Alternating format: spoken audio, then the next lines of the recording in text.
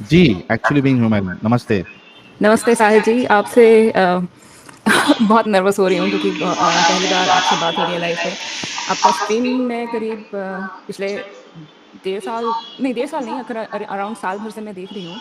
जब से ये नुपुर शर्मा का जो केस हुआ था, तो मेरे पास एक्चुअली अपनी लाइफ की करीब 10 साल के एक्सपीरियंसेस हैं मुस्लिम्स के साथ और इस्लाम के साथ, जो मैं शेयर करना चाहती थी।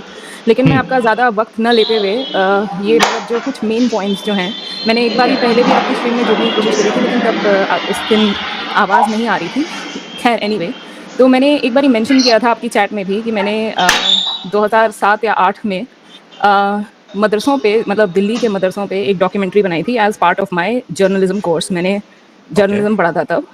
हुँ, और उस समय क्या हुआ था कि शीला दीक्षित की जो गवर्नमेंट थी, तो उन्होंने ये अनाउंस किया था कि वे दिल्ली के मदरसों में साइंस टीचर्स का अपॉइंटमेंट करवाएँगे, ताकि बच्चे जो हैं एक्चुअली वो। बीइंग ह्यूमन जी, तो जी। सबसे पहले मैं आपसे ये कहूँगा, टेक अ डीप ब्रीथ। जी। Okay, be calm, don't be nervous. कोई आपको नहीं पहचानता है। बिंदास अपनी बात बिना किसी डर के, बिना किसी नर्वसनेस के बिंदास रखिए। Okay, go ahead. जी। तो ये डॉक्यूमेंट्री हमने इसलिए बनाने का सोचा था क्योंकि मतलब मैं हमेशा से बहुत ही सेक्युलर मेरा माइंडसेट था। वो मतलब बहुत पढ़े लिखे घर से आती हूँ मैं। तो उन्होंने कभी इतना ये नहीं किया कि आप हाँ अपना रिलीजन देखो, या मतलब थोड़ा बहुत ही जो होता है कि बेसिक जो संस्कृत श्लोक जो हैं, प्रेयर्स जो हैं, वही बस पढ़ लिया। कभी डीपली कभी नहीं, कुछ ना कुछ समझाया, ना बोला कि हाँ बेटा बैठ के पढ़ो। तो हमेशा से मेरा सेक्युलर बहुत आउटलुक था। और मतलब मेरे स्कूल के टाइम में भी बहुत अच्छे मुस्लिम फ्रेंड्स थी मेरी 2-3, जिनके मेरे घर भी आना जाना होता था। और मैंने एक बार उनसे ऐसे पूछ भी लिया था कि तुम लोग 5 बार नमाज़ क्यों पढ़ते हो? तो उन्होंने बहुत ही अच्छा-सा मुझे ये बताया कि क्यों हम इतनी बार नमाज़ इसलिए पढ़ते हैं क्योंकि अल्लाह को इस ज़िंदगी के लिए जितनी भी बार शुक्रिया बोलें वो कम है। तो मैं तो काफ़ी इम्प्रेस थी कि मतलब हमारे यहाँ तो ये भी नहीं बोला जाता कि तो बेटा नहीं, मंदिर जाना ही जाना है। तो उस समय मेरा मतलब बहुत ही ओपन माइंडेड, मैं खुद को बोलूँगी। मैं कॉलेज डेज़ में भी बहुत ही ओपन माइंडेड थी। प्लस कॉलेज डेज़ में ये भी हो गया था कि जर्नलिज़्म का कोर्स जो है हमारा, वो लेफ्टिस्ट प्रोफ़ेसर्स से भरा हुआ है। अब अगर आपने रिसेंटली जो पिछले कई सालों से ये जो डिस्कशन चल रहा है कि इस्लामिज़्म और लेफ्टिज़्म एकदम हैंड इन ग्लव हो चुके हैं, कि वो एक-दूसरे को बढ़ावा देते हैं। क्योंकि उनका बेसिक अगर आप आइडियोलॉजी देखें, तो इस्लाम में अल्लाह भगवान है और लेफ्टिज़्म में जो है वो गवर्नमेंट आपकी भगवान है, वो आपके लिए सब कुछ करेगी। तो it is a similar kind of mindset. तो इस समय ये हुआ कि मतलब हमारे जो कॉलेज के प्रोफ़ेसर जो थे, वो हम उन्होंने हमें ऐसी डॉक्यूमेंट्रीज़ दिखाना चालू करी कि मुस्लिम्स पे बहुत अत्याचार हो रहे हैं, ज़ुल्म कश्मीर हो पे रहा है। बहुत अत्याचार हैं। हाँ, ज़ुल्म हो रहे हैं। तो उस समय उन्होंने, लेकिन आप ये भी उसमें मैं काउंटर पॉइंट आज के दिन में मैं ये बोल सकती हूँ, मैं ये रख सकती हूँ कि उन्होंने कभी हमें मोपला राइट्स पे कुछ नहीं बताया। उस पे कभी कोई डॉक्यूमेंट्री नहीं बनी। हमें कभी डायरेक्ट एक्शन डे के बारे में कभी कुछ नहीं बताया, ना ऐसी कोई बुक्स पढ़ने के लिए बोला, ना ऐसी कोई डॉक्यूमेंट्री दिखाई, ना हमारी एक्चुअल स्कूल की किताबों में ऐसा कुछ है। और एंटी गवर्नमेंट दिमाग में भरता रहा, तो जो जिसको एडम सर सेक्युलर बोलते हैं, उस तरीके का माइंडसेट मेरा हो गया था कि नहीं, हिंदू मतलब सारे हिंदू ही खराब हैं, हमारी गवर्नमेंट खराब है, हमारा कल्चर खराब है, सब ये वो। तो फिर उस समय जब शीला दीक्षित की गवर्नमेंट ने उस समय जब अनाउंस किया था कि हम मदरसों में साइंस टीचर का इन्वॉल्वमेंट रखेंगे, तो मुझे लगा ये तो काफ़ी अच्छी बात है। अब इस बात को 1 साल के करीब आई थिंक हो गया था। और उस समय हमारे कोर्स में ये था कि आपको लास्ट ईयर में अपना एक डॉक्यूमेंट्री बनानी होती है, तो हमने सोचा कि हम मदरसों की डॉक्यूमेंट्री बनाते हैं। क्योंकि ये भी था ना कि नहीं, ये सर ये गलत बोल रहे हैं, क्योंकि एक्चुअली अगर मैं एक छोटा-सा पॉइंट रखूँ कि मेरे दादा आरएसएस में थे। बहुत अपनी जवानी के दिन में वो आरएसएस के प्रचारक थे। तो लेकिन उनका हमेशा थोड़ा-सा एंटी मुस्लिम आप कह सकते हैं, या एंटी मुस्लिम भी नहीं, मैं प्रो हिंदुत्व ज़्यादा बोलूँगी कि उनका प्रो हिंदुत्व थोड़ा माइंडसेट था। तो वो मुझे लगता था कि नहीं, ये तो इन्हें इन्हें कुछ नहीं पता है, जो होता है ना जो जवानी के दिनों में, बचपन में जो जब आप इनोसेंट होते हैं, जो आपको जिस तरफ भी आपको मतलब मैक्सिमम लोग ढकेल देते हैं, आप उसी तरफ चल पड़ते हैं। तो हमने कहा नहीं, मैं आपकी बात को गलत साबित करूँगी, ऐसा कुछ नहीं है, मदरसे पे हम डॉक्यूमेंट्री बनाएँगे और वहाँ जाकर के देखेंगे कि एक्चुअली क्या पढ़ाया जाता है। तो हमारी टीचर्स ने उस समय बोला कि हाँ, हाँ, जाकर के देखो कि ये ऐसा है, वो तो वहाँ तो बहुत अच्छा होता होगा, चलो जाकर के तुम लोग बनाओ डॉक्यूमेंट्री, हमें इजाज़त मिल गई। तो हमने वहाँ गए, तो वहाँ पर तो अलग ही सीन दिखाई पड़ा। वहाँ पर साइंस टीचर की पोस्ट 7-8 महीनों से खाली थी, कोई साइंस टीचर कुछ नहीं। जो बच्चे जिनसे वहाँ हमारी बात हुई, वो काफ़ी मतलब दुःख हुआ ये सुन कर के कि बहुत सारे बच्चे वहाँ पे गरीब घरों से थे। तो हमने एक आध से पूछा कि तुम तुम्हारे भाई-बहन फिर कहाँ हैं? तो एक ने मतलब, अब ऑब्वियसली ये मतलब सबके साथ ऐसा नहीं होता है। तो एक ने बताया कि मतलब कि उसके बाकी भाई-बहन जो हैं वो उसके घर में ही अपने साथ में माँ-बाप के साथ में रहते हैं, लेकिन उसको उन्होंने मदरसे भेज दिया है। वो कई बार लड़का वो भाग करके घर भी जाना चाहा, लेकिन उसको बार-बार वापस मदरसे में भेज दिया जाता था। तो मुझे पहले तो ये लगा कि उन्होंने कैसे डिसाइड किया कि कौन बच्चा घर पे रहेगा और किसे मदरसे भेजा जाएगा।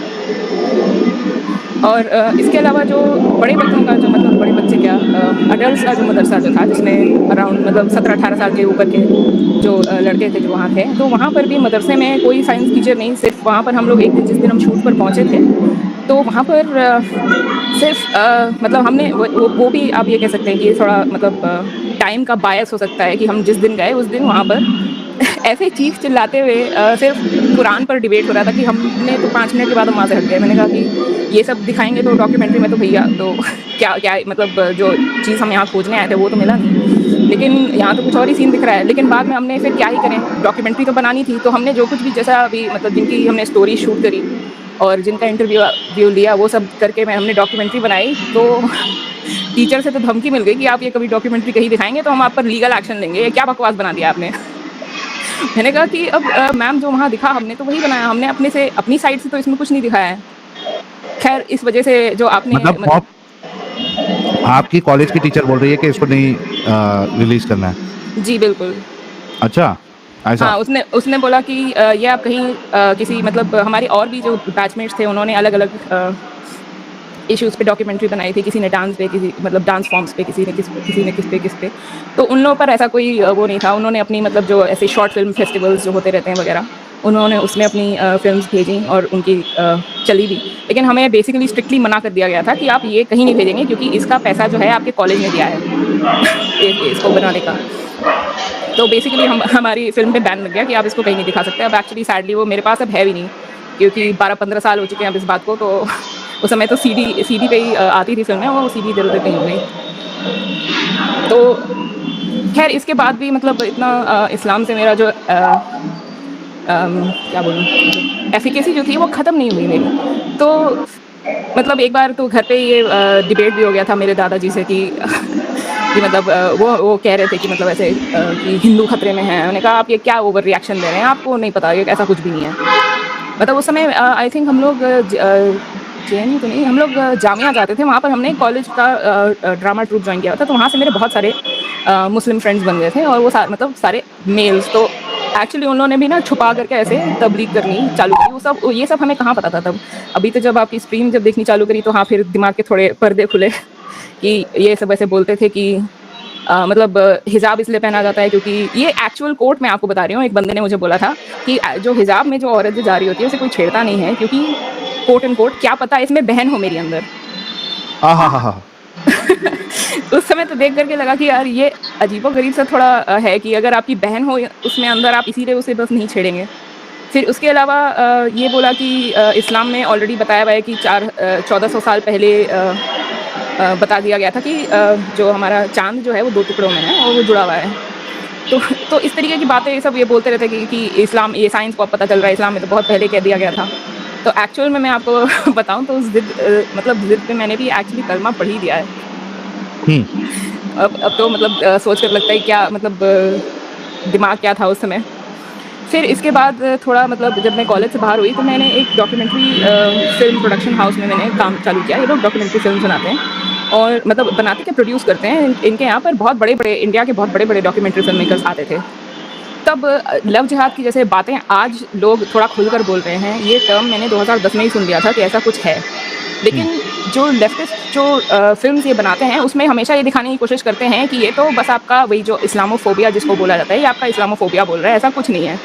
और हुँ, अगर मैं आपको सच बताऊँ तो ऐसे डॉक्यूमेंट्री फ़िल्म मेकर्स जो कि एक्चुअल कंसर्न्स जो बाकी सोसाइटी की है इस्लाम को लेकर, उसको अगर झुठलाना अगर ये फ़िल्म मेकर्स चाहते हैं, तो इनको बहुत आसानी से फंडिंग मिलती है, बहुत आसानी से। तो इसमें वही मीडिया और लेफ्टिज़्म और ये इस्लामिज़्म का जो मेल जो हो गया है, जो कि आज वेस्टर्न वर्ल्ड काफ़ी रिकॉग्नाइज़ कर रहा है एटलीस्ट सैडली मतलब वेस्टर्न वर्ल्ड में भी सिर्फ जो एक्सट्रीम राइट विंग है वो, लेकिन नॉर्मल इंसान को अभी भी ऐसा लग रहा है कि नहीं ऐसा नहीं है, कि बाकी सब ठीक है, ये बस बढ़ा-चढ़ा कर दिखाया जा रहा है। लेकिन आई थिंक जब मतलब इसीलिए मैं एक थोड़ा-सा सजेशन देना चाहूँगी कि आप लोग अपनी स्ट्रीम्स जो करते हैं, स्ट्रीम्स तो नहीं, वही जो मेरे से पहले एक लेडी ने आपको सुझाव दिया था कि एक मतलब एक डेढ़ घंटे की अगर बस आप लोग आपस में आप और एडम सर बात करें और उसमें अगर पॉडकास्ट। आप लोग जी पॉडकास्ट करें और उसमें अब मैं बहुत टाइम से एक सेकेंड डिजिट इंश्योरेंस ने कवर की हैं करोड़ों बाइक्स एंड स्कूटर्स विद हजारों cashless garages all over India. Do the digit dance, do the digit for your bike insurance. आज ही डिजिट ऐप डाउनलोड करें और अपनी बाइक इंश्योरेंस पॉलिसी तुरंत रिन्यू करें। सब्स बेसिकली उसमें जो होते हैं वो डालें अगर अलग अलग लैंग्वेजेस में, क्योंकि मैं अब तो रहती हूँ तो यहाँ पर उतना यहाँ पर भी है एक्स मुस्लिम मूवमेंट्स, लेकिन एक चैनल्स तो मैं ये मेरा ये सुझाव था कि अगर आप लोग अलग अलग सबटाइटल्स के साथ में अगर आप अपने वीडियोस अगर रखते तो आई थिंक और लोगों तक भी बात पहुँचती। चलिए हम इस पे तो ज़रूर कोशिश करेंगे। जी, मैं एंड में बस यही कहना चाहूँगी कि आप लोग मीडिया को उतना वेटेज ना दें, क्योंकि मीडिया भी अपना प्रोपेगेंडा बहुत चला रहा है। अब ये बात लोग धीरे-धीरे समझ रहे हैं। लेकिन क्योंकि मैं जर्नलिज़्म में थी कुछ टाइम तक, तो मुझे ये बात बहुत पहले ही समझ आ गई थी कि गवर्नमेंट फंडेड डॉक्यूमेंट्रीज़ भी जो होती हैं, वो भी प्रोपेगेंडा हो सकती हैं। जैसे कि जर्मनी में फॉर एग्ज़ाम्पल जो बनाया था ट्रायम्फ ऑफ द विल, वो भी एक डॉक्यूमेंट्री थी हिटलर के बारे में। और उसको अगर आप देखेंगे तो आपको ऐसा लगेगा कि जो हिटलर बोल रहा है सच बोल रहा है। मतलब वो इतनी पावरफुल डॉक्यूमेंट्री थी। ये मैं चाहूँगी कि लोग देखें और समझें कि प्रोपेगेंडा एक्चुअली किस तरह किया जाता है मीडिया के द्वारा। तो आप अपनी रिसर्च करें, अपने रिलीजन में पक्के रहें और अपनी इंसानियत को मरने मत दें। मेरा बस यही कहना है, बस मैं इतना ही कहूँगी। और आप लोग बहुत अच्छा काम कर रहे हैं, बस ऐसे ही आगे करते रहें और हम लोग यहाँ हैं आपको सपोर्ट करने के लिए और सुनने के लिए और आपकी बातों को आगे बढ़ाने के लिए। Thank you so very much actually being human जी। और आपने जो बातें कही, जाहिर सी बात है कि कई सारे लोगों की आंखें खुलेंगी कि कॉलेजेस में और बाकी जगह पे किस तरीके से एक प्रोपेगेंडा के तौर पे गलत चीज़ों को भी छुपाया जाता है। जी, गलत तो चीज़ें छुपाई जाती हैं, सॉरी गलत चीज़ें छुपाई जाती हैं और गलत चीज़ों को और बढ़ावा दिया जाता है कि उनको थोड़ा शुगर कोटिंग जिसे हम कहते हैं, वो करके दिखाया जाता है। राइट, बिल्कुल। बहुत शुक्रिया, अपना ख्याल रखिएगा and thank you so very much for joining. Thank you Sahil sir. नमस्कार, आप देख रहे हैं हमारा खास शो क्या कहता है इस्लाम में हूं बिनाज और लगातार हमारी कोशिश होती है कि अपने शो के जरिए कुरान और हदीस से क्या कुछ होती है महत्वपूर्ण गुमराहों को लेकर और जो तमाम मुद्दे हमारे इर्द गिर्द उठते हैं इस्लाम को लेकर